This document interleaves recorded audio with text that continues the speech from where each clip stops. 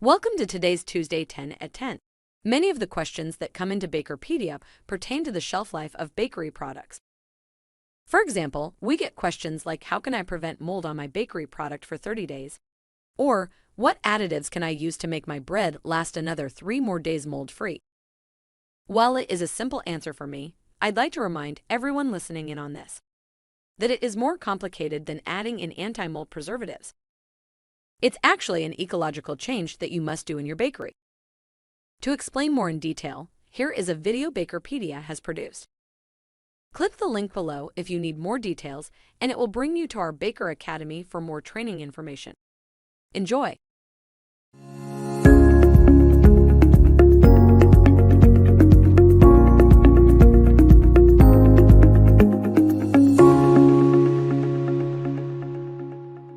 What is shelf life extension? Shelf life extension is an effort to make food safe for long periods, still keeping its original quality.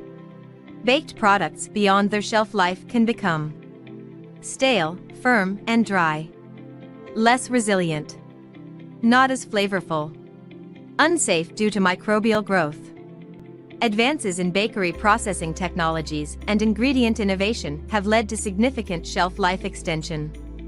For example, breads and buns that traditionally lasted 6 or 10 days now remain soft, springy, and mold-free for up to 3 weeks. How does shelf life extension work? 2 main factors influence the shelf life of bakery products. The first is microbial spoilage. This refers to product contamination with airborne mold spores, which starts immediately after leaving the oven. As time passes, microbial growth continues to increase. Eventually, green spots form on the crust. The second is staling and moisture loss from the product.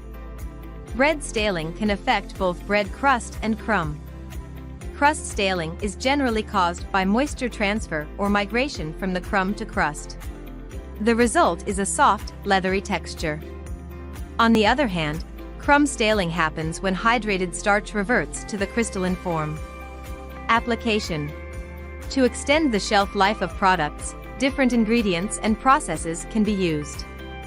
Strategies depend on the end product and if it is a clean label or not. Here are some solutions to slow both mold and staling. Ways to prevent mold spoilage. Mold inhibitors can be clean label mold inhibitors or artificial preservatives. pH and acidity. Lowering the pH of the final product using acidulates or long dough fermentations, such as sourdough and preferments. Cleaning and sanitation. Implementing good cleaning and sanitizing practices in critical product contact surfaces. For example, pay attention to the mixer, divider, conveyors, and cooler. Mold spores cannot survive the baking process, so sanitation is key for controlling mold growth or product recontamination after baking. Implementation of HACCP principles. A HACCP plan is a systematic approach to food safety management that identifies and evaluates food safety hazards. Water content. Controlling water activity and moisture content in baked products can be done with optimum baking and cooling conditions. Packaging. Using adequate packaging method and materials. For example, modified atmosphere packaging, MAP, reduces mold growth and increases shelf life. How to slow down the staling rate and moisture loss.